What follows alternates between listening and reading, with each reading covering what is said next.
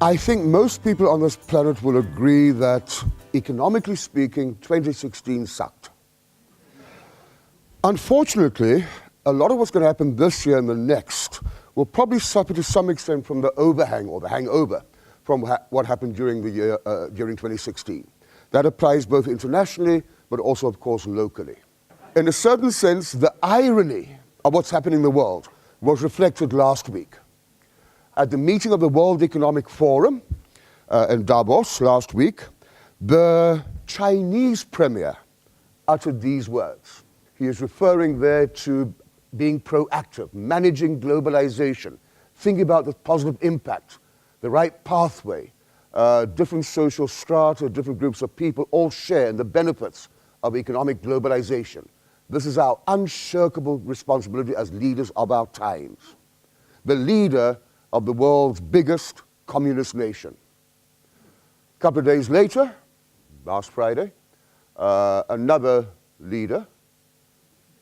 Every decision on trade, on taxes, on immigration, on foreign affairs will be made to benefit American workers and American families.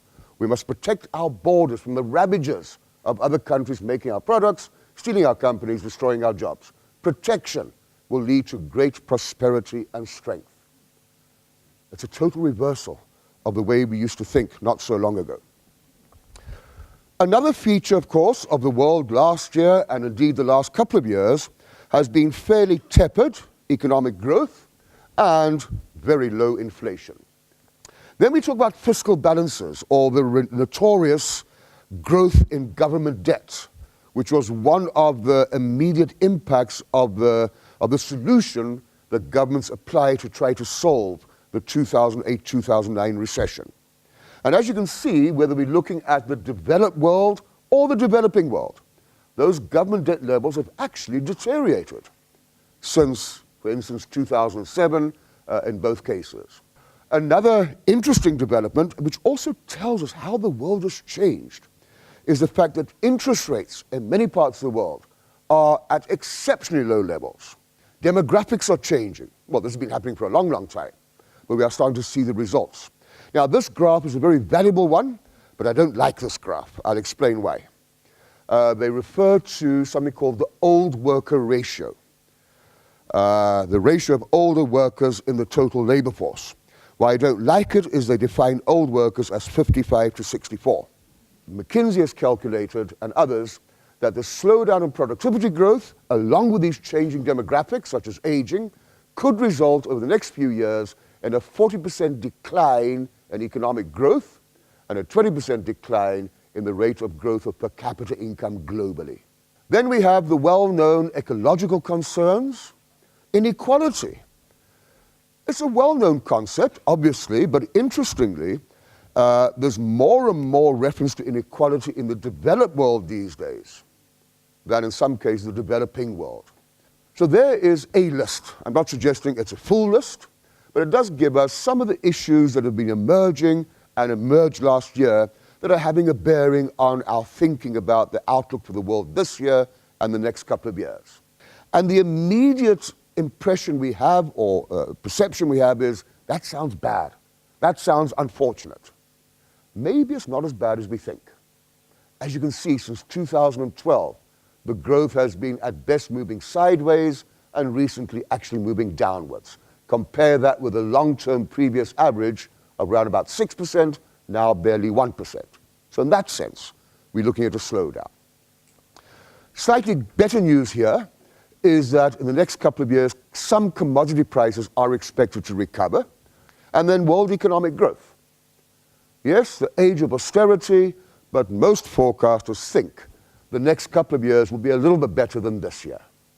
Turning to South Africa, a quick summary to start off with some of our current concerns. You can see the heading there. We have the combination of stagnating growth and also some inflationary pressures.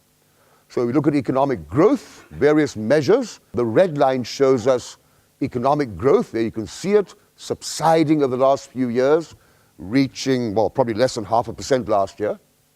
And then in the background in green, the actual level of GDP per capita. I think sometimes we forget that compared to 20-odd years ago, there's been a very handsome increase in GDP per capita, and this is in real terms, by the way, combined with, unfortunately, inflationary pressures seeming to move inflation beyond 6%. The last figure you would have seen was, 6.8%. And this combination of stagnant growth and rising inflation is always an unfortunate one. We all know about our unemployment crisis, and of course, we also know that poverty is still alive and well in this country. So what then are the issues and constraints that we should be thinking about over the next year or so?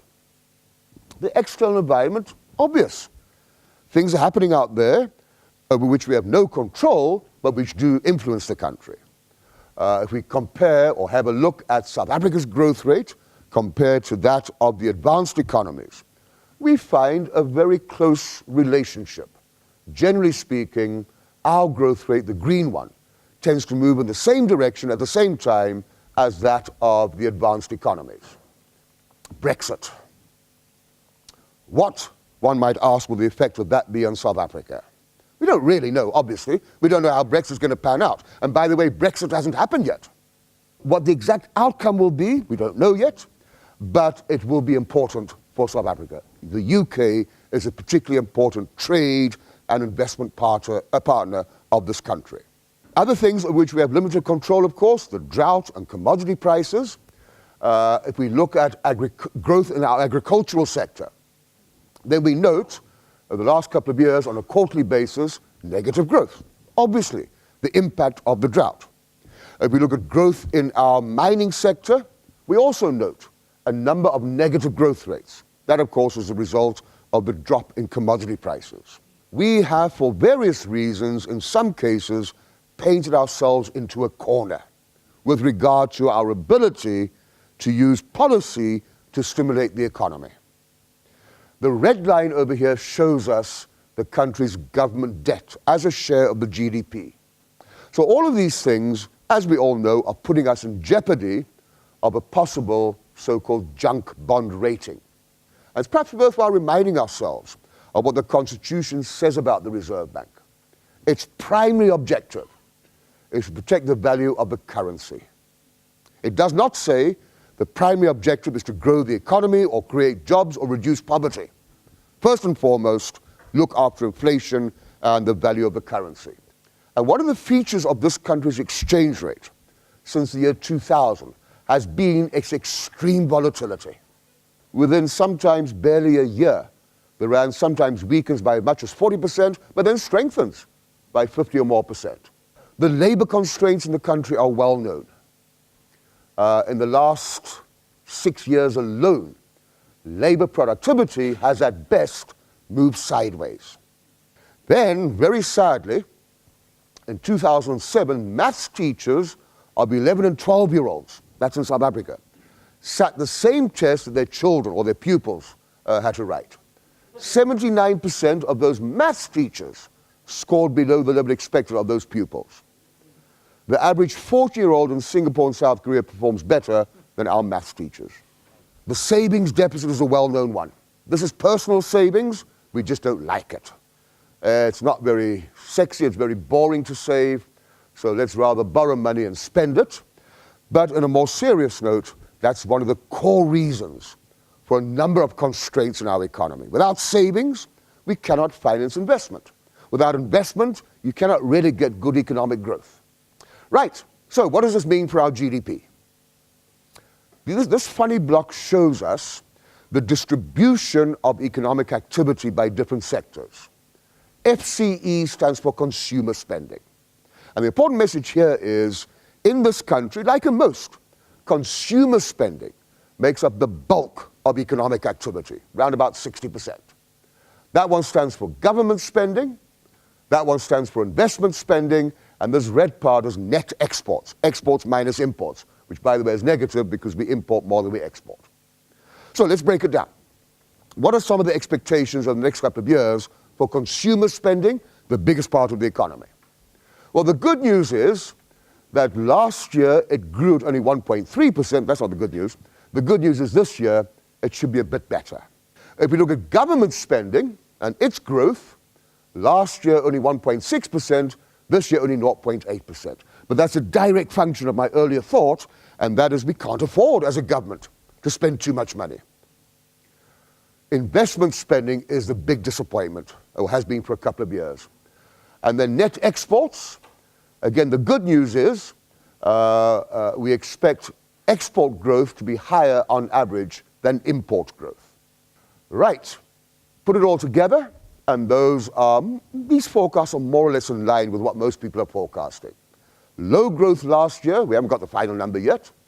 A slight improvement next year, but better the year after that. Nonetheless, GDP per capita in 2018 will still be lower than 5 years earlier. So whilst we might avoid a fully blown recession, for many South Africans, it might feel like a recession. What are the risks to this relatively more benign outlook? Obviously, we don't know what's going to happen. With Brexit, this growing sense of nationalism and Trumpism, what effect that will have on the world and indeed on us. State capture, what's going to happen there? Populism, what effect will that have on our local economy? Will it happen? And if so, what effect will it have? If inflation remains fairly high, we could see a continuation of the more bullish stance regarding interest rates. And who knows, the exchange rate might resume its rather volatile path. The drought, hopefully, at a national level, has broken.